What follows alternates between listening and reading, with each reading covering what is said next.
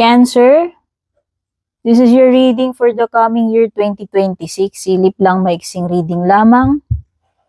Check natin yung overall energies pagdating sa love in general. Kung gusto niyo yung mahahabang reading ko guys, mahahabang format, dumiretso kayo dun sa aking mga YouTube channels. Andun yung lahat ng timeless reading ko.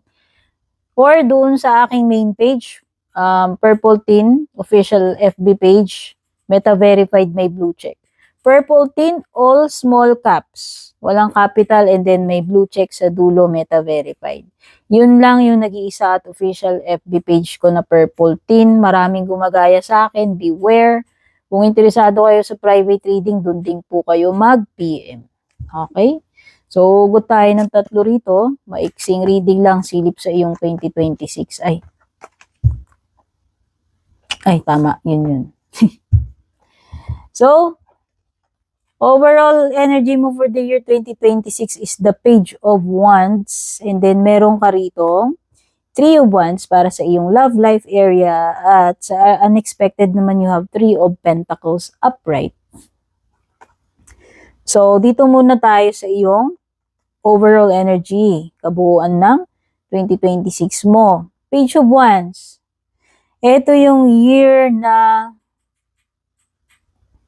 mahihirapan kang i-express yung sarili mo. Ito yung year na merong mga misunderstandings, miscommunications para sa iyo. Ito rin yung year na maaaring may mga delays. Ito rin yung year na maaaring alam mo yung parang may mga bagay kang sisimulan na magaling ka lang sa umpisa tapos hindi mo matatapos. So, yun yung mga binabanggit ko, yun yung nakikita ko eh. Iwasan mo na lang yun. Okay? Ikaw naman ang may power na baguhin yung mga bagay na yan. Hindi itong baraha.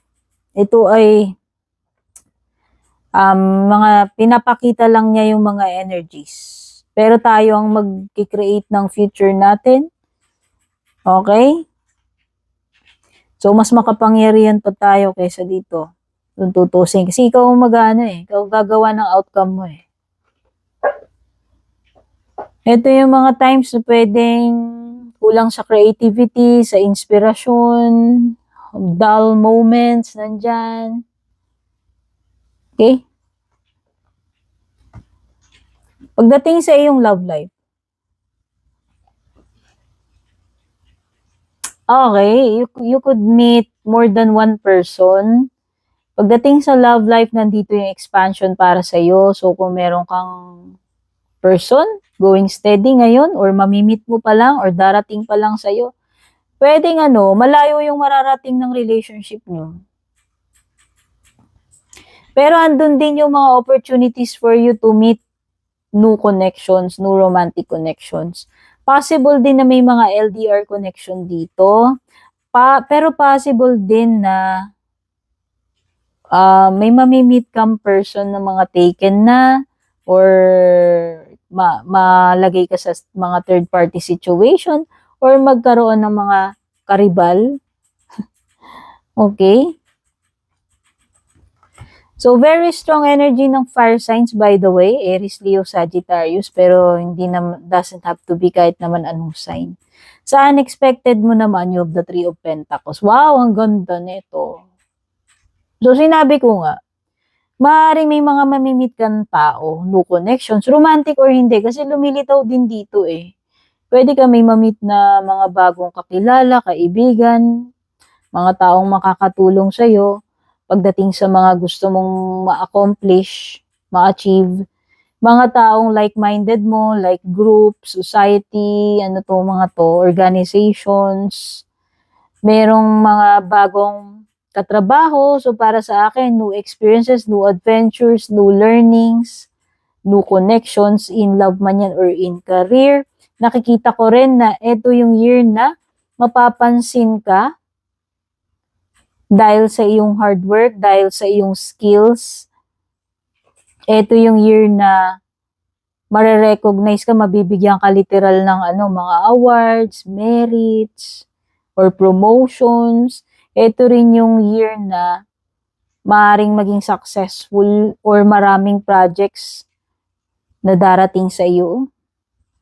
Pwede rin nito yung year na lilipat ka rin ng ibang company, may mga, alam mo yun, may mga bagong workplace, yung mga ganyan. Okay, ito rin yung year na sabi ko nga parang may third party, 'di ba? So yun, isa pa yun sa pwedeng nakikita ko rito. Okay? Pero nandyan yung mga tao na maaaring makatulong mo sa mga gagawin mo or susuporta sa'yo. Sa career man yan, sa family. Okay? So, yan yung kabuuan ng year 2026 reading mo. Kung nagustuhan mo, don't forget to follow or subscribe. Palive na lang ng like, ng reaction dyan, ng comment, pa-share na rin. God bless.